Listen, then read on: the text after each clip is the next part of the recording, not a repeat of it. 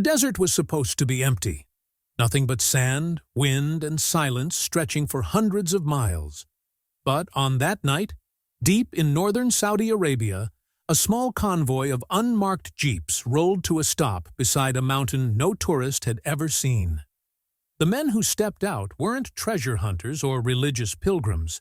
They were scientists. And every single one of them was an outspoken atheist. They'd come here chasing trade routes, not miracles. They were mapping history, not searching for God. But within hours, their mission would change. They would see things they couldn't explain. And when they left, some of them would never speak publicly about it again. The first thing they noticed was the mountain itself. It didn't look like the rest of the range. The summit was jet black, like it had been torched by some massive, ancient fire. Up close, the rock was glassy and smooth, the kind of surface you get when stone melts. But there are no volcanoes here, no lightning scars, no explanation that made sense. At the base of the slope sat a giant boulder, split perfectly in two, not cracked, sliced. Between the halves, the inner rock was smoothed and grooved, as if water had poured out for years. But here, in the middle of one of the driest places on Earth, the scientists looked at each other and shook their heads. It didn't make sense. They pushed further into the valley, and the sand gave way to something unexpected. A huge ring of stones, arranged with purpose. Around it, carved into nearby boulders, were images of bulls.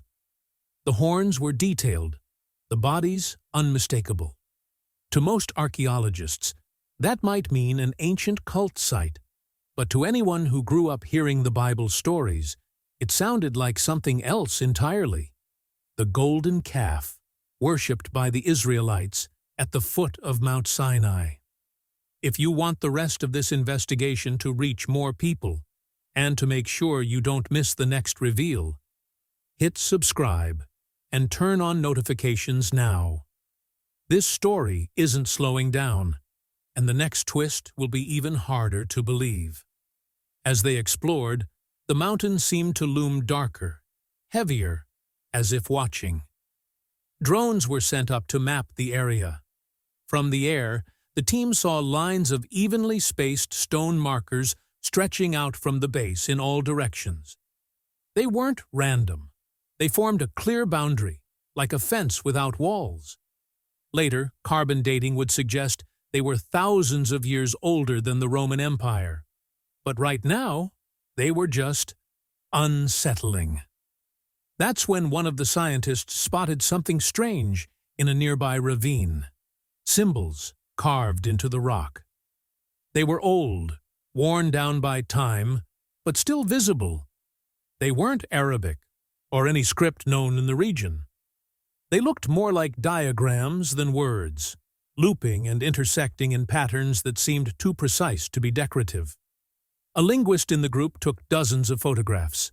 He wouldn't say much about them then, but later he'd admit they reminded him of markings found in places thousands of miles away, from civilizations that weren't supposed to have any contact at all. And the deeper they went, the stranger it got. Their GPS units lost signal. Compasses spun without stopping. Batteries drained twice as fast as normal. Between the gusts of wind, they swore they could hear a low, steady hum. Not mechanical, but deep enough to feel in their bones. That night, they camped at the edge of the site. The desert was so quiet, it felt like it was holding its breath. Some of them couldn't sleep. One geologist wandered back toward the ridge just before dawn. As the first light hit the summit, he saw something no photo could capture. The black surface was cracked in places, and inside those fractures were veins of crystal, glittering in the rising sun. He chipped a small piece free and slipped it into his pocket. Weeks later, lab tests would show that this crystal had been formed under temperatures higher than any natural fire on Earth. As they prepared to leave, One drone operator decided to run one last flight over the summit. The feed showed the burned peak, and then something the team hadn't seen before. Just below the ridge, partly buried in rubble, was a row of tall, vertical shapes. They were too smooth to be natural rock, and they stood in a perfect line, like pillars. The operator tried to hover closer, but the feed began to glitch, static tearing across the image, before the connection cut out completely. When they recovered the drone, most of the footage was corrupted. Only a few still frames were salvageable. In those images, the pillars were clear, perfectly shaped, evenly spaced, and ancient beyond imagination. The scientists stared at the photos in silence. Then, without a word, they packed up their equipment. The engines rumbled to life, echoing against the dark slopes as the jeeps rolled away, leaving the mountain black against the brightening sky. But they didn't get far. From the crest of the last dune, a black SUV appeared, moving fast. It closed the gap in minutes, forcing the lead jeep to slow. No markings, no plates. The men inside wore traditional Saudi robes, but their sunglasses, earpieces, and clipped radio chatter told a different story. They didn't ask questions. They gave orders. The scientists were told the area they'd been working in was restricted. Their equipment was subject to inspection. Hard drives, cameras, and samples were sealed into matte black cases with practiced efficiency. One clipboard signature, and it was all gone. But not everything. 2 memory cards had been quietly swapped before leaving camp, hidden in the lining of a backpack. On those cards were high-resolution shots of the summit, the split rock, and those strange pillars. The men in the SUV didn't know it, but those images would spark a chain reaction that reached far beyond Saudi Arabia. When they finally crossed the Jordanian border, their phones lit up with messages from colleagues. An unusual military buildup had been spotted near Tabuk. Armored vehicles, helicopters, and transport trucks heading into the mountains. Local nomads reported checkpoints on routes that had been open for centuries. Something was being locked down. One of the geologists sent a coded message to a friend in Europe. Not volcanic. Higher temperature than any natural basalt. Source unknown. Hours later, that friend forwarded the images to a university cryptography lab. Not to analyze the rocks, but the symbols carved in the ravine. Within days, an AI-assisted analysis revealed geometric ratios that matched ancient sites across 3 continents, including one in South America, dated to more than 5,000 years old. Meanwhile, the man who'd pocketed that crystal shard noticed something strange. Under certain light, it gave off a faint blue glow. He took it to a lab in Amman. The spectrograph readings showed traces of rare earth elements in concentrations never seen in natural deposits. To create such a structure artificially would require temperatures hotter than the surface of the sun, and the ability to cool it instantly without shattering. No known human technology could do it. And the anomalies didn't stop there. A drone company in Dubai, reviewing its signal logs, confirmed that during the scientists' final flight, an intense electromagnetic field had disrupted all transmissions within a half-kilometer radius of the summit. A field strong enough to block not just drones, but satellite imaging. Then came the leak. A 27-second video posted anonymously on an encrypted forum showed a close-up of one of the buried pillars. In the dim light, it was covered in inscriptions, lines of text in an unknown language, wrapped around the column in spirals. The clip vanished within hours, but not before being mirrored to multiple servers. Within days, linguists from Japan to Germany were dissecting each frame, searching for patterns. By now, the site was crawling with security. Even nomads were being turned away. Yet somehow, one image slipped through, a satellite shot, grainy but unmistakable. Where the scientists had camped, a huge temporary structure had been erected, rectangular, tent-like, and large enough to hold dozens of vehicles. Theories multiplied. Some said it was a religious site being protected. Others whispered it was something far older, a place of power that governments had known about for decades but kept off the books. A retired intelligence analyst, speaking off record, claimed that in the 1980s, American satellites had flagged anomalous heat signatures from that exact mountain range. Signatures that didn't match any geological profile on Earth. And just as the chatter hit fever pitch, something else happened. In 3 separate countries, scientists involved in the expedition reported break-ins at their homes. Nothing was stolen, at least nothing obvious, but drawers had been rifled through, computers moved, cables unplugged. It felt less like theft and more like a warning. Then came a signal from deep within the scientific community, quiet, almost buried, but undeniable.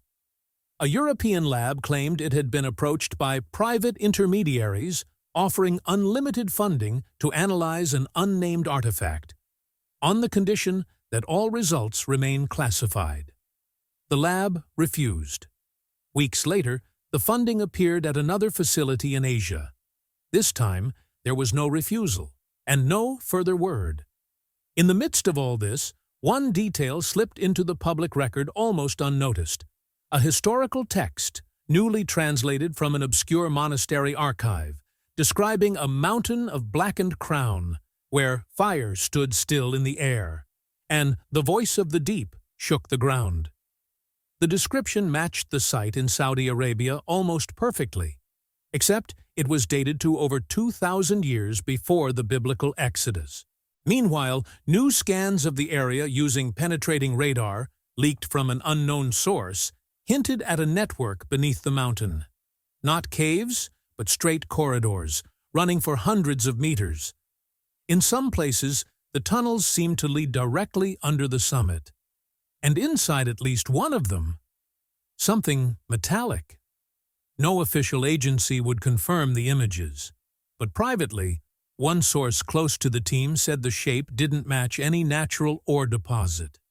It was symmetrical, hollow, manufactured, and whatever it was, it had been buried under layers of stone older than recorded human civilization. Then, as if the desert itself was retaliating, a sudden sandstorm swept through the region, one of the worst in decades. It lasted 3 days, grounding aircraft and sealing the site under a choking haze. When it cleared, the temporary structures were gone. Not dismantled, gone. No debris, no trace. Only the black peak remained, silent and watching. Far from the mountains, those original hidden memory cards were still out there. Inside them, images the world was never meant to see. Under dim light in a locked apartment thousands of miles away, the files flickered across a laptop screen. Grainy at first, then sharpening. The summit's black crown, the colossal split rock, and a frame that had never been seen publicly. Inside the rock's shadow, not just carvings, but a doorway. Angular, perfectly cut. The scientists had never entered it. The storm had closed in before they could try. But in this frame, just at the threshold, something gleamed. Not metal exactly, something darker, absorbing light as though drinking the sun itself. That same night, an encrypted file transfer began bouncing through proxy servers, destination unknown.